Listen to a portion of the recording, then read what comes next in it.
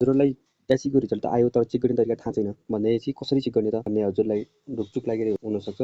चिन्ता नगर्नुहोस्, यो भिडियो मार्फत हजुरहरूले चाहिँ फुल जानकारी पाउनुहुनेछ र आफ्नो नतिजा हेर्न सक्नुहुनेछ। सुरुमा हजुरहरूले कि गुगल कि क्रोममा गएर क्रोम ओपन गरिसकेपछि यस्तो इन्टरफेस आउनेवाला छ। सर्चमा क्लिक गर्नु होला। यस्तो सर्चमा क्लिक गरेपछि मैले अघि नै सर्च गरेको भएर यता सर्चमा देखाइरहेको छ। हजुरहरूले चाहिँ हजुरहरूकोमा चाहिँ नदेखाउन सक्छ। www हाल्नु होला .neb.gov.np.result 2081 माथि नै आइसकेको छ। अथवा मार्कसिट हान्दा नि हुन्छ। यो मार्कसिट जुन तल देखाइएको मार्कसिट हान्दा नि फरक पर्दैन र हामी मार्कसिट नै हाल्नु हजुरहरूलाई जानकारी गराउनको लागि। यस्तो टाइपको इन्टरफेस देख्न सक्नुहुनेछ। यसलाई चाहिँ सानो आउँछ। यसलाई चाहिँ जुम गर्ने तरिका छ भने यस्तो आउँछ, यस्तो जुम गर्नु होला।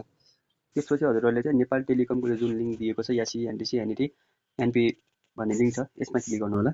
यसमा लिङ्क क्लिक गरिसकेपछि यस्तो इन्टरफेस आउनेछ।